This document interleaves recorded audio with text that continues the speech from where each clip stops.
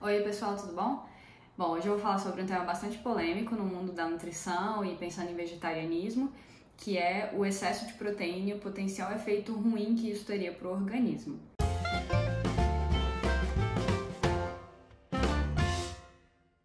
Bom, então vamos começar. Com certeza comer proteína é fundamental, a gente tem uma demanda mínima de proteína que a gente precisa atingir para garantir as funções vitais, para garantir que tudo esteja funcionando, para reconstruir estrutura, para fazer enzima, hormônio, enfim, a gente precisa de proteína para um monte de coisa no nosso organismo e o tempo inteiro a gente está gastando e renovando nossas proteínas. Então por isso a gente precisa repor com a alimentação, obviamente. Só que o problema é que se a gente for observar, as pessoas de uma forma geral tendem a achar que quanto mais proteína a gente comer, melhor. E que não tem problema nenhum e que não tem efeito deletério nenhum para a saúde comer excesso de proteína. E a gente precisa ser um pouco mais crítico nesse sentido quando a gente vai avaliar os dados da literatura. O primeiro ponto que eu acho que faz as pessoas terem essa visão é de que muitas vezes se pega algum estudo que é voltado para um objetivo e as pessoas extrapolam os dados. Por exemplo, se a gente for observar estudos, pensando em nutrição esportiva, estudos aplicados ao esporte, desempenho, recuperação de massa muscular, o que a gente vê é que, de fato, comer mais proteína otimiza essa recuperação, otimiza o desempenho, otimiza a hipertrofia muscular de uma forma geral. Só que isso não necessariamente quer dizer que comer proteína é mais saudável para todo mundo. E aí eu costumo fazer uma analogia muito simples, né? Se a gente for para o meio da nutrição esportiva, tem um monte de coisa que é legal e que não é boa para a população em geral. Por exemplo, comer mais caloria. Se a gente for pensar, comer mais caloria é fundamental no meio do esporte para melhorar desempenho, para garantir hipertrofia a gente precisa ter uma dieta hipercalórica.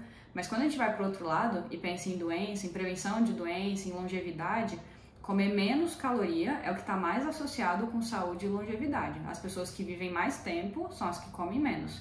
Isso, então, não dá pra gente pegar a coisa que é do mundo da nutrição esportiva e aplicar para todo mundo, pensando em saúde e qualidade de vida. Então, tem que saber dividir as coisas.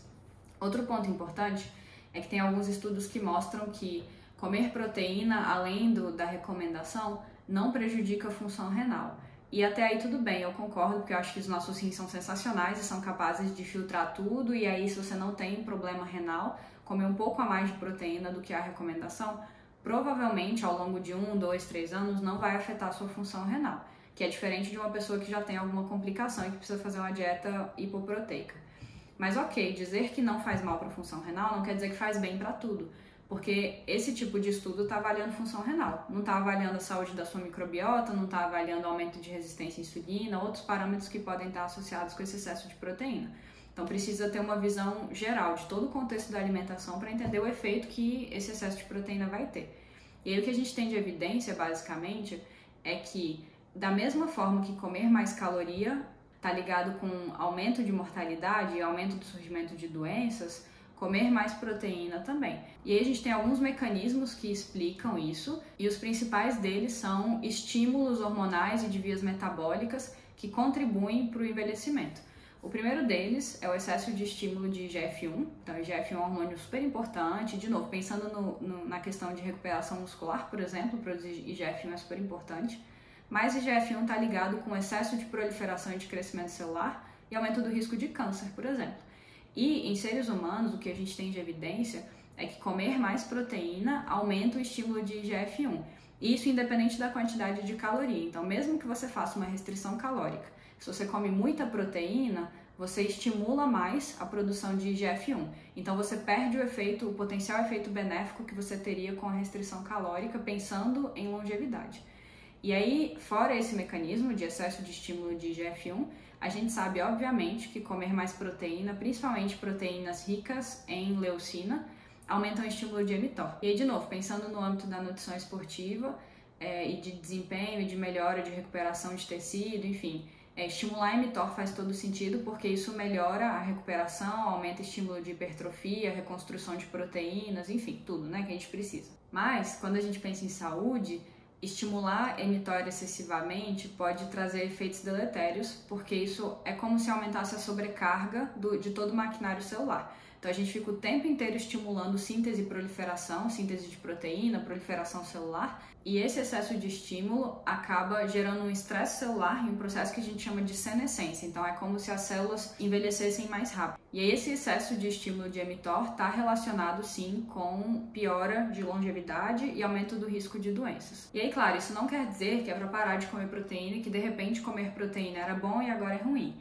Isso só significa que a gente precisa ter cuidado com as recomendações de que quanto mais proteína a gente come, melhor para tudo, para a saúde, para a saciedade e tudo mais. E aí tem alguns estudos interessantes que mostram que comer mais proteína animal está sim ligada com o aumento do risco de doenças e de mortalidade, mas proteína vegetal não. E aí, a partir da maior parte dos estudos, não dá pra gente definir muito bem uma relação de causa e efeito, porque tem muita evidência em estudos com animais, mas em seres humanos são sempre estudos de associação. Então a gente não pode definir assim que é o consumo de carne que aumenta a mortalidade.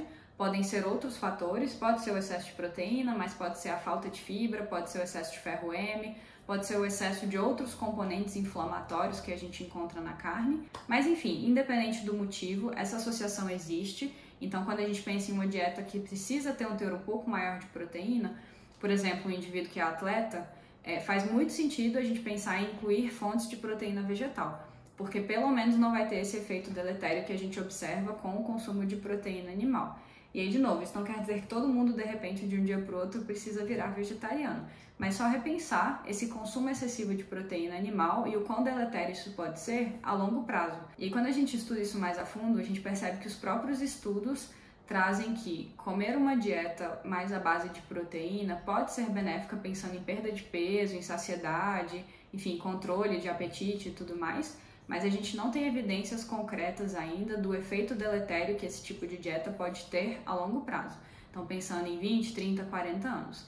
E é claro que esse ajuste de proteína precisa ser feito de forma individual, a gente tem uma faixa de proteína que a gente trabalha e acima dessa faixa não faz sentido ficar consumindo. E muita gente, mesmo sem perceber, come muito além da quantidade que precisa e da quantidade que é recomendada. Então, assim, não vai ter nenhum benefício adicional, pensando em esporte e desempenho, e ao mesmo tempo está trazendo algum prejuízo para a saúde. Bom, e aí o último ponto que vale ressaltar é o fato de que quando a gente come proteína demais e ao mesmo tempo muito pouca fibra, a gente gera um desequilíbrio muito grande de microbiota. Então a gente começa a alimentar muitas bactérias que quebram bem aminoácidos e ao mesmo tempo a gente deixa de alimentar bactérias que quebram fibra.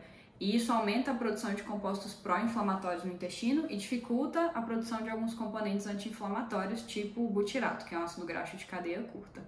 E esse desequilíbrio, a longo prazo, também contribui para o surgimento de doenças crônicas, para o aumento de processo inflamatório, enfim, para o aumento de mortalidade de uma forma geral.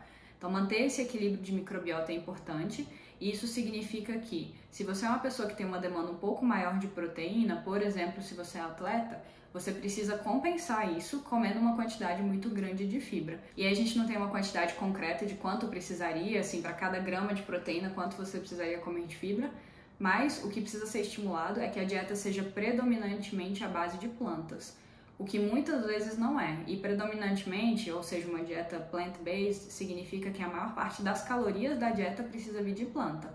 E as pessoas às vezes visualmente até comem, assim, metade do prato de salada e metade do prato de carne, né?